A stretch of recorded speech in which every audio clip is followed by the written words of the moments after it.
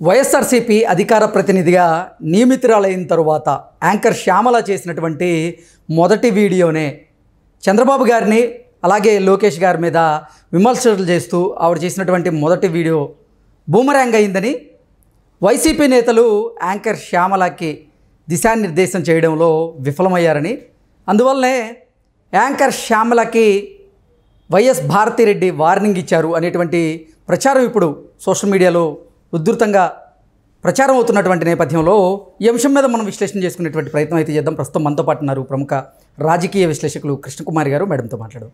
Madam నమస్తే. Madam నమస్తే. వైఎస్ఆర్సీపీ అధికార ప్రతినిధిగా యాంకర్ శ్యామల గారు నియమితులైన తర్వాత ఆవిడ చంద్రబాబు గారిని లోకేష్ గారిని వ్యక్తిగతంగా విమర్శిస్తూ ఒక వీడియో చేశారు. ఆ మొదటి వీడియోనే బూమరాంగ్ అయింది. వైసీపీ నేతలు ఆవిడకి సరిగా దిశానిర్దేశం చేయలేదు. ఆ దిశానిర్దేశం చేయడంలో విఫలమయ్యారు. దాంతో ఆవిడ ఆ వీడియో బూమరాంగ్ అయిన నేపథ్యంలోనే భారతిరెడ్డి గారు ఆవిడకి వార్నింగ్ ఇచ్చినట్లుగా కూడా ఒక ప్రచారం అయితే జరుగుతూ ఉంది. దీని మీద మీ విశ్లేషణ ఏంటి మేడం? వాళ్ళు అసలు దిశానిర్దేశం చేయలేదు అంటే నేను నమ్మనండి. వాళ్ళు ఏం చెప్పాలనుకున్నారో అమ్మాయితో చెప్పించారు అధికార ప్రతినిధితో. ఇంకా బూమరాంగ్ అయ్యేదేంటి నాకు అర్థం కాదు. వాళ్ళు అనుకున్నదే వెళ్ళింది జనాల్లోకి. వాళ్ళు ఏం చెప్పాలనుకున్నారో అదే చెప్పించారు ఆ అమ్మాయి చేత. అంటే మొదటి వీడియో సక్సెస్ అయినట్టేనా? ఆ సక్సెస్ కాదు, ఆమెతో ఒక ప్రమోషనల్ వీడియో చేయించుకున్నారు వాళ్ళు. ఓకే, అధికార ప్రతినిధిగా మాట్లాడిన మాటలు కాదు అవి. అది ఒక ప్రమోషనల్ వీడియో. అది ఓకే, కమర్షియల్స్ చేస్తూ ఉంటారు కదా టీవీల్లో, అదొక కమర్షియల్ వీడియో అది. ఓకే, అది అధికార ప్రతినిధి మాట్లాడింది అంటే ఎట్లుంటుందంటే, అధికార ప్రతినిధి మాట్లాడడము అంటే ఒక సమస్య గురించి సమాజంలో జరుగుతున్న దాని మీద వాళ్ళ పార్టీ వైఖరి చెప్పేదే అధికార ప్రతినిధి చెప్పటం అంటారు దాన్ని. అధికార ప్రతినిధి పార్టీ వైఖరిని వివరించటం ఒక ఎత్తు అయితే, కమర్షియల్ ప్రోగ్రాం ఇంకొక ఎత్తు. కమర్షియల్ ప్రోగ్రాం ఏంటి? వాళ్ళు ఇంకా ఓటమి నుంచి మనని ప్రజలు ఎందుకు ఓడించారు అనే దాని మీద ఇంకా వాళ్ళకి స్పష్టత రాలా. స్పష్టత రాక ఇప్పుడు స్కూల్ పిల్లలు పరుగు పెడతా ఉంటారు, పరుగు పందాల్లో వెళ్తూ ఉంటారు. పరుగు పందాల్లో వెళ్తే ఒక అతను నేనేమైనా సరే గెలుస్తాను అని అనుకుంటాడు. గెలుస్తాను అనుకుని అందరికీ చెప్పేసుకుని, నేను అసలు ఇప్పుడు ఈ సంవత్సరం ఏంటి, వచ్చే 5 సంవత్సరాలు కూడా పరుగు పందెంలో గెలిచేది నేనే అని చెప్పి మన జగన్మోహన్ రెడ్డి 30 ఏళ్ళు ఉంటానని చెప్పినట్టు అనుకుంటాడు ఆ పిల్లాడు. కానీ వేరే ఇంకో పిల్లోడు ఎవరో పరుగు పందెంలో ఫస్ట్ ప్రైజ్ వచ్చేస్తాడు. మరి వీడు అనౌన్స్ చేసింది ఏంటి? ఎవరైనా ఈసారి నేను గెలుస్తాను, గెలిచే హోప్లో ఉన్నాను అని చెప్పటం వేరు. పరుగు పందెంలో ఫస్ట్ ప్రైజ్ వస్తుంది నాకు అని నమ్మకం ఉండటం వేరు. కానీ రాబోయే సంవత్సరాల్లో కూడా నేనే అని చెప్పటం అంటే, ఈ రాబోయే సంవత్సరాల నాటికి నీకు కాలు ఎరగొచ్చు, అసలు పోటీలే పెట్టకపోవచ్చు, ఇంకేదో ఏదైనా జరగవచ్చు. అలాంటి వాడు ఏం చెప్తాడు? వచ్చి మీడియా ముందుకు వచ్చి గెలిచినవాడు గెలిచిన స్టోరీ చెప్పుకుంటాడు. గెలవని వాడు ఏం చెబుతాడు? నాకు కరెక్ట్గా ఇదే టైంలో మా ఇంటికి మంచినీళ్ళు సరిగా రాలేదు, కలుషితమైన నీళ్ళు వచ్చినాయి, ఆ నీళ్లు తాగితే నాకు కడుపులో నొప్పి వచ్చింది, అందుకే నేను గెలవలేకపోయాను. అంటే ఏమైనా చెప్పొచ్చు, ఎంతైనా చెప్పొచ్చు. అట్లాగే వీళ్ళు కూడా వాళ్ళ ఓటమిని ఇంకా జీర్ణించుకోలేక, అసలు ఈ ఓటమికి మా వైఫల్యం కాదు, ఇది ప్రజల వైఫల్యం, ప్రజలు దారి తప్పిన గొర్రెలు, ఇది వాళ్ళ ఉద్దేశం. అందుకని వాళ్ళు ఏం చేస్తున్నారంటే, ఈ అమ్మాయి అధికార ప్రతినిధి అని చెప్పి ఇప్పుడు ఒట్టిగా శ్యామలు మాట్లాడమన్నారు అనుకోండి, ఇదే వీడియో శ్యామలు చేసింది అనుకోండి, అధికార ప్రతినిధి కాకుండా వీడియో చేసింది అనుకోండి, ఏమంటారు? ఎవరైనా ప్రమోషనల్ వీడియో అంటారు. లేకపోతే శ్యామలకి ఏంటి ఎంత ఇంట్రెస్ట్ ఇప్పుడు అంటారు. ఇప్పుడు ఈమె అధికార ప్రతినిధిగా ఇచ్చి వాళ్ళు ఒక స్క్రిప్ట్ ఇచ్చి ఆ స్క్రిప్ట్ చదవమన్నారు. ఆ దిశానిర్దేశం కరెక్ట్గా చేశారు. అమ్మాయి కరెక్ట్గా అమ్మాయి హావభావాలతో సహా స్క్రిప్ట్ పర్ఫెక్ట్గా స్క్రిప్ట్ చదివింది. మరి వైఎస్ఆర్సీపీకి సంబంధించినటువంటి కొన్ని మీడియా ఛానల్స్లో అలాగే కొన్ని వెబ్సైట్స్లో కూడా అసలు తన మొదటి వీడియో బూమరాంగ్ అయింది అనేటువంటి ప్రచారం జరుగుతూ ఉంది. ఎందుకు మేడం? అంటే ఇప్పుడు ప్రమోషనల్ వీడియో అనుకోకూడదుగా జనాలు. అది చూస్తే ప్రమోషనల్ వీడియో అయింది. ఓకే, అధికార ప్రతినిధితో చెప్పించాలనుకున్న విషయం ప్రమోషనల్ వీడియో లాగా చేసింది. మీరే సరిగా మీరేం చెప్పాలనుకున్నారో అదే చెప్పారు. జనాలు ఏమన్నా వేరేగా అనుకుంటారేమోనని అబ్బెబ్బే అట్లా కాదు అని చెప్పటం. ఎందుకంటే వాళ్ళు ఇంకా పూర్తి అయోమయ స్థితిలో ఉన్నారండి. చెప్తున్నా కదా, ఈ ఓటమి అనేది వాళ్ళ నెత్తిన కొట్టింది. దిమ్మరపాటుకు గురయ్యారు. మామూలుగా అయితే ప్రపంచంలో ఎవరో ఎన్ని రోజులు దిమ్మరపాటుకు గురవ్వరు. మహా అయితే ట్రంప్ ఏమన్నా దిమ్మరపాటుకు గురవుతాడేమో కానీ అలాంటి జాతి ఇది. అందుకని చెప్పి ఎవరు ఇంత దిమ్మరపాటుకు గురికారు. పైగా ఇప్పుడు శ్యామల ఎత్తిన విషయాలే చూసుకుందాం. పోనీ ప్రమోషనల్ వీడియోనే అనుకుందాం, కాదు వాళ్ళు చెప్పినట్టు అధికార ప్రతినిధి విషయమే అనుకుందాం, దిశానిర్దేశం సరిగా చేయలేదు అని అనుకుందాం. కానీ ఆమె చెప్పిన విషయాలు మనం ఒకసారి గమనిస్తే గనక ఆమె ఏంటి చెప్పింది? చంద్రబాబు నాయుడు, లోకేష్ పిల్లికి బెచ్చం పెట్టరు.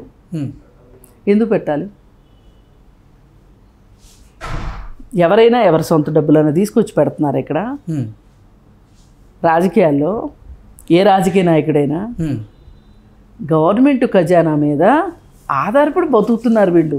జీతాలు తీసుకునే దగ్గర నుంచి, వెహికల్స్ దగ్గర నుంచి, సెక్యూరిటీ దగ్గర నుంచి, తినే బిస్కెట్ల దగ్గర నుంచి, తాగే మంచినీళ్ళ దగ్గర నుంచి అన్నీ ప్రభుత్వం డబ్బులతోటి కదా జరుగుతుంది. మరి అలాంటప్పుడు ఏదైనా న్యాచురల్ కెలామిటీస్ వస్తాయి, అప్పుడు ఇచ్చేది ఎవరి డబ్బులు? ఎవరింట్లో డబ్బులు వాళ్ళు తీసుకొచ్చి పెడతారా? లేదు, ప్రభుత్వ ఖజానా నుంచే కదా. ఇంకా వాళ్ళు పిల్లికి బిచ్చం పెడితే మీకెందుకు, పెట్టకపోతే మీకెందుకు? ఓకే, ఇప్పుడు ప్రభుత్వ ఖజానా డబ్బుల్ని, సహజ వనరుల్ని అన్యాక్రాంతం కాకుండా చూసుకునేవాడు మొనగాడు కానీ, పేదలకి పంచేవాడు కానీ, ప్రజోపకార్యక్రమాలకు ఉపయోగపడేట్లు చేసేవాడు తప్పెలా అవుతుంది? అసలు ఇప్పుడు ఇవన్నీ చెయ్యాలి అంటే, ఇంట్లో డబ్బులు తీసుకొచ్చి పెట్టాలి అంటే ఎన్ని డబ్బులు ఉండాలి ఎవరికైనా చెప్పండి. అసలు ఎట్లా సాధ్యమవుతుంది అది? అసలు పిల్లికి బిచ్చం పెట్టారు అనే సంగతి రూల్ అవుట్ అండి. ఎవరు పిల్లికి బిచ్చం పెట్టరు. వాళ్ళు చేయాల్సింది ఏంటి? పిల్లులకు తిండి పెట్టడానికా? వాళ్ళు సీఎంలు అయ్యేది కాదు కదా. పైగా పోని మీ సీఎం, నువ్వు అనుకునే సీఎం, నీకు ఇష్టమైన సీఎం, మీ పార్టీ సీఎం అధికారంలో ఉండగా ఎన్ని పిల్లులకు బిచ్చం పెట్టాడు? పిల్లులకు బిచ్చం పెట్టేది పక్కన పెట్టి మీరు చేసింది ఏంటంటే, ఎన్ని కోట్ల సమోసాలండి తిన్నారు వాళ్ళు 5 ఏళ్లలో? మీకు ఏమైనా గుర్తుందా? ఎగ్ పఫ్లు సమోసాలు అంటారు. ఎగ్ పఫ్లు సమోసాలు కోట్లాది రూపాయలతోటి తిన్నారు మీరు. అందుకని మీరు చేసినంత అధికార దుర్వినియోగము, అలాగే ఇకపోతే చట్టాలను ఏ విధంగా వాడారు, పోలీసులను ఏ విధంగా వాడారు అనేది చూసేసాం. అయిపోయింది స్టోరీ అక్కడికి. ఇంకా తర్వాత 2 ఎకరాల భూమి నుంచి 2,000 కోట్లు సంపాదించుకున్నారు అనేది ఈవిడ అభియోగం. ఇలాంటి విషయం మీద మీ అభిమాన నాయకుడు జగన్మోహన్ రెడ్డి గారి తండ్రి గారైన రాజశేఖర్ రెడ్డి గారే కోర్టులో కేసులు వేశారు. వేసి ఏమి నిరూపించలేకపోయారు.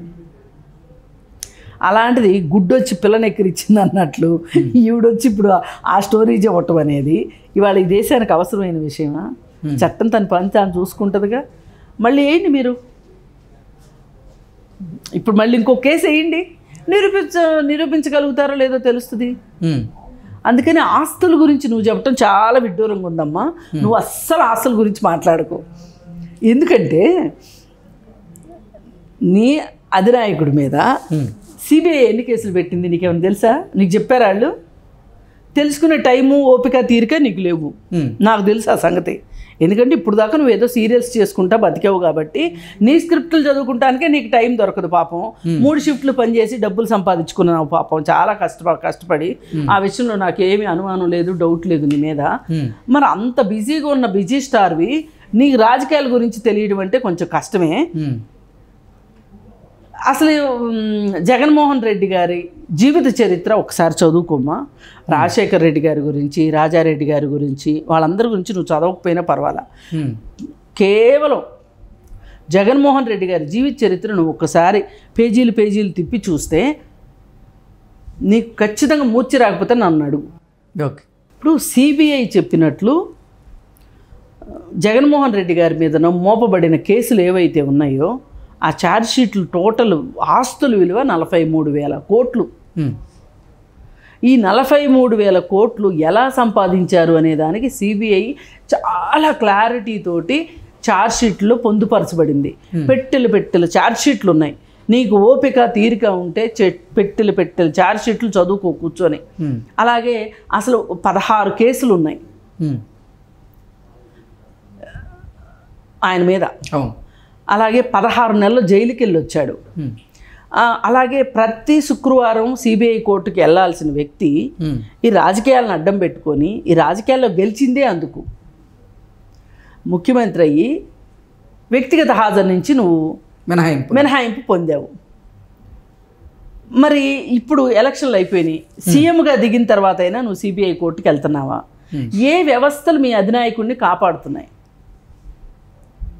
ఈవేళ మీ అధినాయకుడు ఈ దేశం కాకుండా ఈ దేశం పక్కనున్న మలేషియా, సింగపూర్ వెళ్ళాలంటే కూడా సిబిఐ దగ్గర నుంచి పర్మిషన్ తీసుకొచ్చుకోవాలి. మరి చంద్రబాబు నాయుడు గారు కావచ్చు, లేదు అనుకుంటే లోకేష్ గారు కావచ్చు, వాళ్ళు ఎవరి పర్మిషన్ తీసుకుని వెళ్తారు చెప్పాలి. శ్యామల ఎవరు పర్మిషన్ తీసుకుంటున్నారు? వాళ్ళు టికెట్ కొనుక్కుంటున్నారు, వెళ్తున్నారు. మరి మీ నాయకుడి దగ్గర టికెట్ కొనుక్కోవడానికి డబ్బులు ఉన్నాయి, స్పెషల్ ఫ్లైట్లు వేసుకుని వెళ్ళేది డబ్బులు ఉన్నాయి. ఆ స్పెషల్ ఫ్లైట్లో ఏం వేసుకుని వెళ్తున్నాడో నీకు తెలియదు, నాకు తెలీదు. కానీ స్పెషల్ ఫ్లైట్లు వేసుకుని వెళ్తున్నాడు. ఆ స్పెషల్ ఫ్లైట్ వేసుకోవాలంటే కూడా పర్మిషన్ తీసుకోవాలి. అది మీ పరిస్థితి, మీ అధినాయకుడి పరిస్థితి అది. మరి నిజంగా అవినీతే చేసి ఉంటే గనక ఈ తండ్రి కొడుకులు ఇద్దరు వాళ్ళకి ఈ 2 ఎకరాల నుంచి 2,000 కోట్లు సంపాదించిన బాప్తే గనక అయితే మీరు చెప్పినట్టే వాళ్ళ మీద కేసులు ఎందుకు లేవు? మరి వాళ్ళు కనీసం 1 గంట అయినా జైలుకి వెళ్ళొచ్చి ఉండాలి కదా. కాకపోతే మొన్న మీరు పెట్టిన కేసు ఏదైతే ఉందో, జగన్మోహన్ రెడ్డి అధికారంలో ఉండగా పెట్టిన కేసు ఏదైతే ఉందో అది నిరూపించుకోలేకపోయారు అనేది క్లారిటీ ఉంది.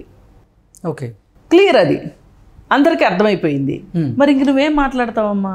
అసలు ఎందుకు ఇట్లాంటివన్నీ మాట్లాడడం? ఇప్పుడు అధికార ప్రతినిధిని అంటున్నావు. అధికార ప్రతినిధి అయినప్పుడు నువ్వు చక్కగా టీవీ శాటిలైట్ ఛానల్స్లో అధికార ప్రతినిధిగా రా, వచ్చి కూర్చుని ఈ వీడియోలు చేయటం దేనికి? దొంగ వీడియోలు చేయటం ఎందుకు? ఆ ఎదురుగా స్క్రిప్ట్ అంతా రాసుకుని ఆ రాసుకున్న స్క్రిప్ట్ని చదవటం దేనికి?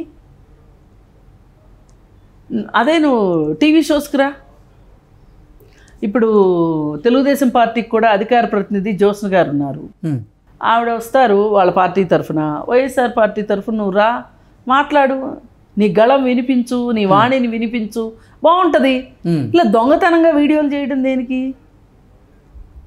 అందుకని నువ్వు చెప్పిన ఏ విషయము కూడా నీ అవగాహన లేమి, రాజకీయ శూన్యత కనిపిస్తున్నాయి తప్పితే వేరే ఏమీ లేవు. ఓకే, నువ్వు ఏదైనా ఒక పర్టికులర్ ఇష్యూ మీద, ఇప్పుడు వరదలు వచ్చినాయి విజయవాడకి, ఈ వరదలు వచ్చిన విషయంలో చంద్రబాబు నాయుడు వాళ్ళు ఏం చేశారు, ఏం చేయలేదు అని మాట్లాడు. నువ్వేంటి చెప్తున్నావు? 1,00,00,000 కోట్లు ఇచ్చారని చెప్తున్నావు. అసలు హుదూ తుఫాన్ అప్పుడు ఇచ్చిన ₹1,00,00,000 ఇంతవరకు ఇవ్వలేదంట. అసలు ఇప్పుడు ఈ ఇచ్చిన ₹1,00,00,000కి సంబంధించి ఏమైనా కౌంటర్ ఫైల్ ఉంటే చూపించు. అందరూ వెళ్ళి నాయకుల దగ్గరికి వెళ్ళి చెక్కులు ఇచ్చి ఫోటోలు దిగి సోషల్ మీడియాలో పెట్టుకుంటున్నారు, పేపర్లో వేయించుకుంటున్నారు. మీరు కూడా వేయించుకోండి అట్లా. పోనీ చంద్రబాబు నాయుడు మొహం చూడడం మీకు ఇష్టం లేదు, లోకేష్ మొహం చూడటం ఇష్టం లేదు, ప్రభుత్వ ముఖ్య కార్యదర్శి ఉంటారు కదా సిఎస్ దగ్గరికి వెళ్ళి, చీఫ్ సెక్రటరీ దగ్గరికి వెళ్ళి ₹1,00,00,000 వీడియో చెక్ ఇవ్వచ్చుగా. అందుకని